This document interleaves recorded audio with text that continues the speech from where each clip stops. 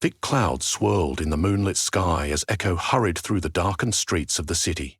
Neon lights flickered in arcs above the deserted sidewalks, and the distant hum of music reverberated off concrete walls. Beneath these mundane sights lay another layer of existence, hidden corridors and secret enclaves, known only to those gifted in the arcane arts. Echo's footsteps resounded in the alleyway as she approached a tall, wrought-iron gate that seemed to materialize from the shadow. The gate stood before the imposing brick facade of a once-abandoned building, its windows tinted shades of purple and black. This was the famed Institute, rumored among the hidden enclaves of magic as the place where illusions were taught, unleashed and refined to devastating effect.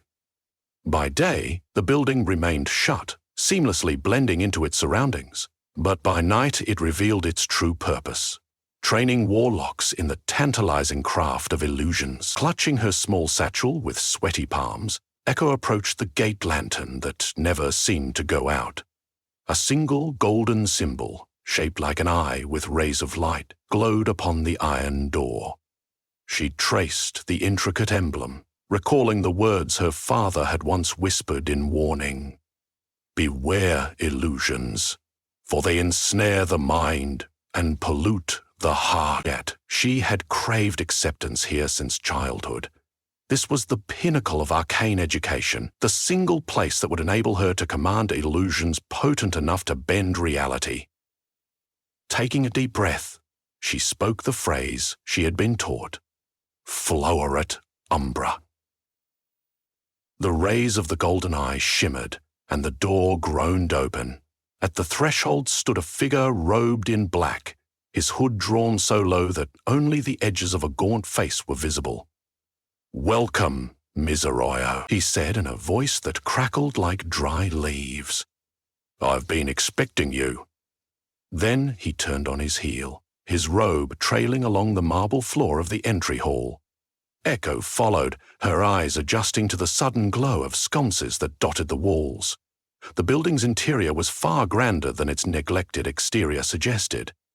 Portraits of stern-faced warlocks lined the corridors, their expressions shifting slightly as the new arrival walked past. Marble columns rose up to support the vaulted ceilings, and the muffled hum of nocturnal lessons echoed through countless archways. The figure leading her swept down the hall, gesturing for Echo to follow. In the faint distance, she glimpsed an open courtyard where moonlight fell upon dozens of robed students practicing illusions. Shapes danced in the air, illusory creatures, flickering specters, evanescent lights that twisted and morphed with each flick of a hand. They reached a pair of large double doors inlaid with runes. The black-garbed figure halted. "Director Roan will see you now," he intoned. Carefully, he pushed the doors open to reveal a circular chamber, lined floor to ceiling with shelves of dusty scrolls and antique tomes. At the center of the room stood an ornate desk, behind which a tall figure in a velvet suit waited. Director Roan's eyes glowed faintly green, as though reflecting some hidden lamp. His hair, swept back from his gaunt face, revealed a widow's peak that lent him a predatory air. He gestured to a seat. "Sit," he said. "I trust your journey was uneventful." Echo settled into the high-backed chair, her heart still racing. "The city's quiet at this hour," she replied. She tried not to stare at the director's piercing gaze, which seemed to see through her every nerve and muscle. He made a steeple of his fingers.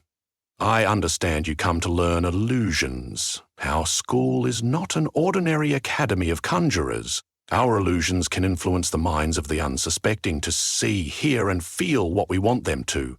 We weave illusions so complete they become new realities to those who witness them. Your father knew these powers and he shunned them. So why come here, child?" Echo recalled her father's words of caution, but her ambition had always been too strong to ignore. "I understand the risks," she said, "but I also understand the power, and I need it. The city, the way it's changing, the only way to protect myself and the ones I care about might be through illusions that outmatch any threat. I can't stand by, powerless." Director Roan regarded her in silence. Then, with the hint of a smile curling his thin lips, he drew forth a small sapphire from a drawer and held it toward her. "Prove yourself. Infuse this gem with a basic glamour. Show me what illusions you can muster." Echo's hand shook as she took the gem. She closed her eyes, remembering her practice sessions back home. The magic spark that lay in her mind flared, and she funneled the energy outward, imagining the sapphire engulfed in swirling color. Slowly, the jewel glimmered red, then swiftly morphed into a prism of shifting blues and purples. Director Roan's smile grew.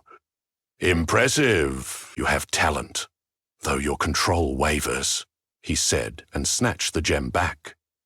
"It will do." The following weeks began an unrelenting schedule of nocturnal lessons, each more challenging than the last.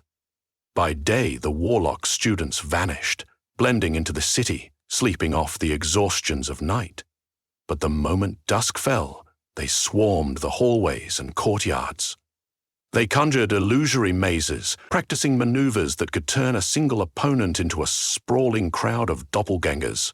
They learned how to incite forms from stray moonbeams, illusions so tangible that it was nearly impossible to discern them from reality. Echo found herself both enamored and disturbed by her fellow classmates. Each one seemed cloaked in secrecy. Some had eyes that flickered with hidden knowledge. Others wore constant expressions of smug superiority.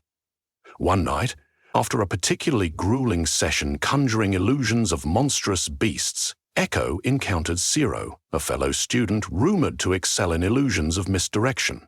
He greeted her in a secluded courtyard that smelled faintly of night-blooming jasmine. The two exchanged pleasantries, both reeling from exhaustion. "I've seen you conjure illusions that nearly fooled the professors," he said in a hushed tone. "You're better than you give yourself credit for." She flushed at the compliment. "You're not so bad yourself," she replied, recalling the intricately layered illusions Zero had produced during class. "Well, I suppose I'm not worthless," he joked, tossing an illusory sparkling orb into the air. It dissolved into ribbons of blue light. "Yet, do you ever think about why the school fosters these illusions? It's not all academic, is it?" Echo looked away for a moment, her mind spinning with the rumors she'd heard. "There are stories," she said, "that once we perfect our arts, we'll be set loose to enthrall the city. It might just be gossip." Zero gave a non-committal shrug. "Perhaps. But I've heard enough about final tests that involve real stakes. This is not a place for gentle illusions, I sense." They stood in silence, the moonlight casting ghostly silhouettes on the marble walls, until a bell chimed in the distance, summoning them for their next class. During the final month of the semester, Director Roan announced a challenge known simply as the Unveiling. Mere hours before midnight, all the advanced students gathered in the grand courtyard, its stony floor etched with a massive circular runic pattern.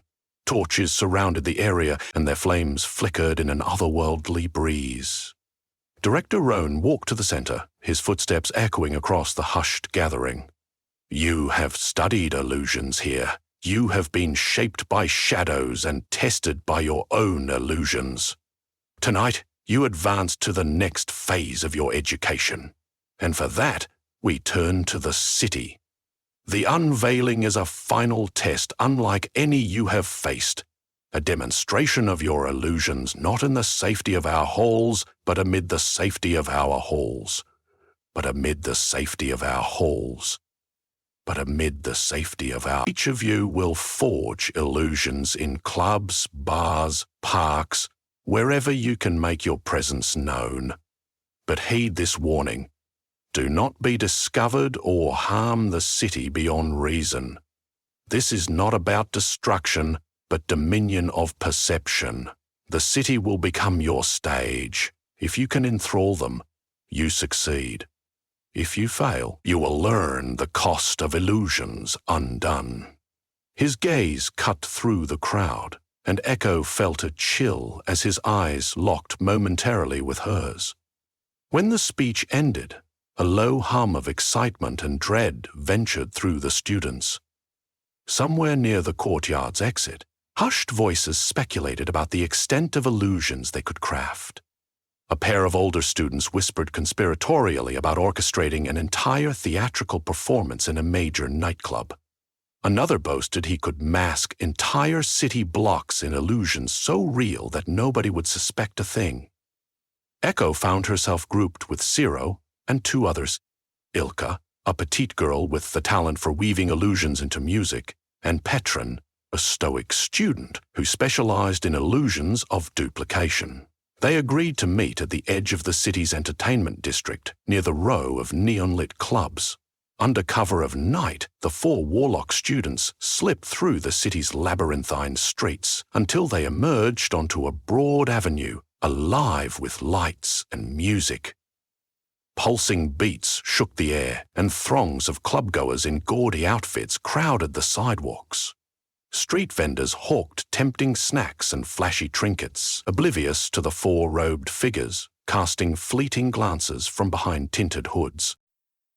Settling on a popular and extravagant nightclub called Moon Chase, the students regrouped in a recessed doorway across the street. A neon sign depicting a shimmering half-moon loomed above the club's entrance, and the pulse of dance music spilled onto the sidewalk. Their plan was straightforward. Each would craft illusions, targeting different senses. Ilsa's illusions would intertwine with the music, layering an otherworldly choir over the beat. Ciro would manipulate lights and shapes on the dance floor, turning the experience into a kaleidoscopic wonderland. Echo had been tasked with conjuring illusions that affected the environment, warping the walls, the columns, and even the floor. And Petron would replicate the images of unsuspecting dancers, creating ghostly doubles to wander among the crowd. They lined up at the entrance, using small glamours to hide their robed appearances and appear like typical patrons. Once inside, the swirling lights, mirror-lined walls, and pounding bass intensified. The dance floor was already transformed by the venue's own illusions, modern technology that blinked and shimmered in time with the music. But these illusions were mere child's play to trained warlocks. With a subtle nod, Ciro began. He raised his hand, channeling the knowledge of misdirection. Instantly, the swirling lights took on a life of their own, shifting from bright neon to mesmerizing shapes that felt tangible, as if the dancers were moving through an aurora of glowing starbursts. Unsuspecting clubgoers cheered and reveled, believing they were witnessing a remarkable new entertainment system. Next, Ilka softly hummed a tune that drifted over the music. Her illusions amplified it, layering ethereal vocals that lifted over the pounding bass, as though angelic voices were harmonizing a cosmic chant. The crowd roared, transfixed. Echo pressed her palm against a nearby wall, closing her eyes to concentrate. She envisioned vines of obsidian stone swirling across the surface, interwoven with bursts of magenta crystal. Slowly, the wall responded, wreathed in illusory patterns that snaked upward. Overhead, the ceiling seemed to melt into a canopy of twinkling starlight. Even the floor shimmered, acquiring the appearance of a languid, reflective pool. Partygoers gasped and clapped, none suspecting these were feats of magic beyond any typical nightclub wizardry. Petron discreetly joined the dancers, summoning illusions of duplication. He singled out a flamboyant man in a sequined jacket, replicating him so that a perfect double emerged, dancing beside him. Then another double appeared, each one flawlessly mimicking the man's moves, creating a synced line of three identical dancers. Applause and laughter rippled across the club. People whipped out their phones to record the spectacle, but soon realized their cameras showed only the original dancer. Yet, in their excitement, they convinced themselves it was simply a glitch or a particularly clever trick of the strobe lights. As the illusions reached their zenith, the entire club buzzed with electric excitement. Yet, lurking beneath the euphoria, something dark stirred. Echo felt it first, a tingling in the back of her mind, as if a foreign presence was sliding into her thoughts. She looked around, uncertain if she was under an illusory assault or merely overstimulated. But the feeling didn't fade, it tightened. "Do you feel that?" she whispered to Zero, who was concentrating on refracting the light into swirling shapes overhead. He shook his head, but his hands faltered. At that moment, a thunderous boom shook the club. The illusions flickered like dying flames, then sputtered back to life. Another wave of psychic pressure hammered Echo's mind. She stumbled, slumping against a banister. At the far end of the dance floor, the air shimmered, revealing a tall figure wearing a hooded black robe. Green eyes glittered beneath the hood, Director Roan. His lips curled into a smile. "Students, your illusions are splendid," he announced, audible only to them despite the pounding music. "But it is time for you to witness the true power of an illusionist of the highest order." He raised his arms out to the sides, and an oppressive wave of magic rippled out. The club's lights dimmed, replaced by a sickly green glow emanating from nowhere. The dancers froze mid-step, mouths open in terror or enthrallment. A hush fell over the room. Zero desperately tried to conjure a counter-illusion, but it disintegrated under Roan's might. Ilka's face contorted with strain, her illusions vanishing like smoke in the wind. A flick of Roan's finger unleashed a swirl of black tendrils from the shadows, coiling around unsuspecting patrons, warping their nightmares into tangible shapes that stalked the dance floor on elongated limbs. Screams erupted as the illusions roared, merging seamlessly with reality. Even the music twisted, turning to discordant wails. Echo watched in horror as the illusions seemed to feed on the crowd's fear. "This is the apex of illusion," Roan's disembodied voice echoed. "To transform thoughts, to manifest nightmares for those who do not kneel."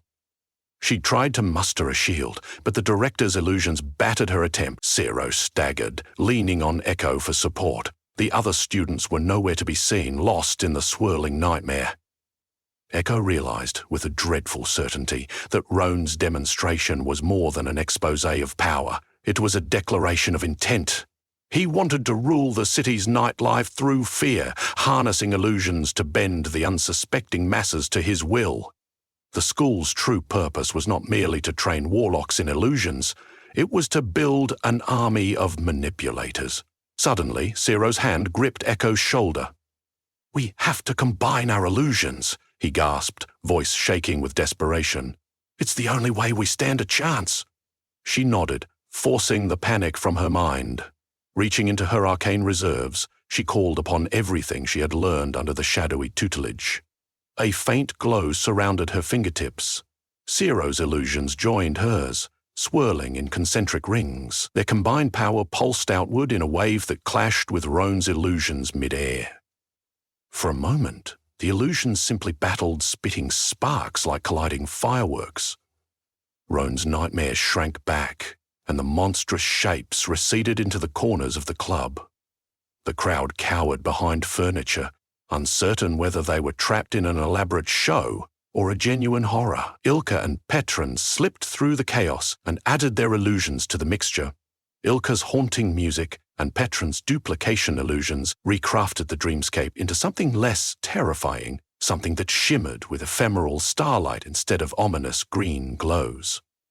Slowly, their illusions forced Roan back, chipping away at his stranglehold on the club.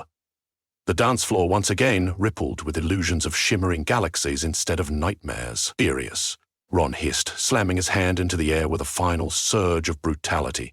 The shockwave cracked the club's ceiling illusions and shattered the illusions his students had valiantly erected, leaving the real ceiling visible above, dripping with battered strobe lights.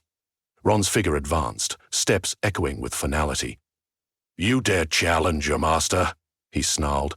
"Let me show you the cost of disloyalty." Black lightning crackled around him, setting the upholstery smoldering. With horror, Echo realized that unlike illusions that simply fooled the senses, Roan was harnessing raw, destructive energy. This was real power. No illusions about it. A strangled cry came from Petran as he was hurled against a wall. Ilka collapsed to her knees, yet Echo and Zero held on to the last threads of their illusions, weaving them as a protective barrier. Echo thought back to all she had learned, how illusions could manipulate perception so well that it shaped the mind's reality. If they convinced Roan that his powers had been sealed, even for a moment, that might be the opening they needed. She locked eyes with Ciro. "We make him believe his magic is useless," she whispered, her voice trembling. "Together." Ciro nodded, sweat beading at his brow. They summoned illusions that would target Roan's own senses. In a surge of synchronized will, they flung a tapestry of illusions at him, shimmering shackles around his wrists, a bubble of silent air that doused his incantations, a swirl of runes that negated his arcane flow. This impossibility they forced into his mind, not as a show, but to reshape his perception from within.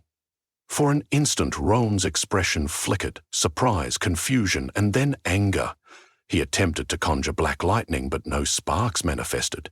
He roared in frustration, slashing the air as though fighting invisible chains.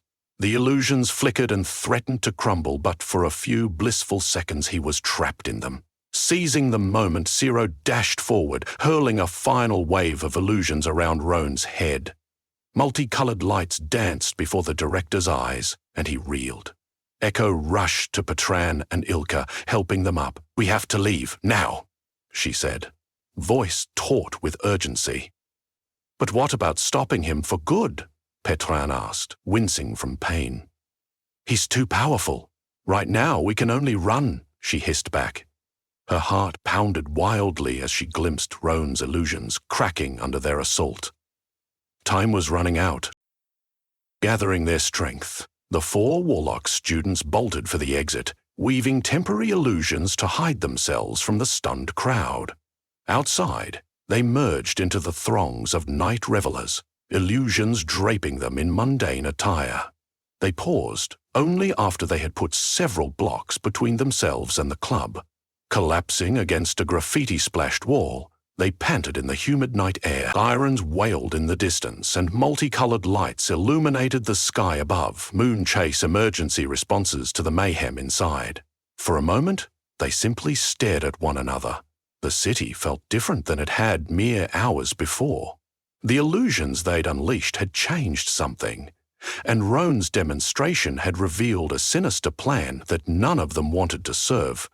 They looked simultaneously exhilarated by their power and terrified at what it implied. All around them, half-drunk partygoers bustled along the sidewalks, oblivious to the cosmic battle that had taken place just streets away. "We need to warn people," Ilka murmured, voice still quavering. "The city has no idea what's sleeping under its nightclubs." Ciro managed a bitter laugh. "Warn them of illusions? They won't believe us until it's too late." "Then we have to prepare ourselves," said Petran. "Roan isn't going to stay behind in that club, licking his wounds. He'll come for us, or he'll find new students who are more obedient." Echo glanced over her shoulder at the glimmering skyline. Beyond the neon lights, somewhere deep in the city, Roan was probably fuming and planning his next move. She felt a rush of complicated emotions, guilt for having brought illusions into public spaces, relief at having survived, and determination to stand against the tyranny Roan represented. "Maybe we can't warn the city," she said, noticing that her voice no longer trembled. "But we can fight back in our own way. Master illusions to defeat illusions. If we combine our strengths, we might protect people who never asked to be part of our magical war."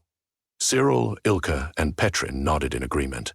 In that silent accord, an oath formed between them. They would wield illusions not for oppression or chaos, but to shield the unsuspecting city. One by one, they raised their hands, conjuring faint lights in a symbolic gesture of unity. The sparks floated like fireflies in the dingy alley. In the distance, another siren blared, and the faint hum of nightlife drifted over the rooftops. Though they were newly minted warlocks, in a world that rarely took note of the unseen, they realized they possessed the power to shape reality, or at least what people perceived as real. They left the alley and began their walk into the deeper, winding streets. Their illusions shimmered around them, but in the hush of that star-scattered night, each step resonated with a sense of purpose. They had emerged from that prestigious night school not as Roan's obedient legion, but as rebels forging their own path. Somewhere high above, the moon gleamed amid swirling clouds, illuminating the city that would soon witness a silent war of illusion. And so they ventured forth, resolved to sharpen their craft in defense of a city that slept under the watch of neon nights and illusions yet to unfold.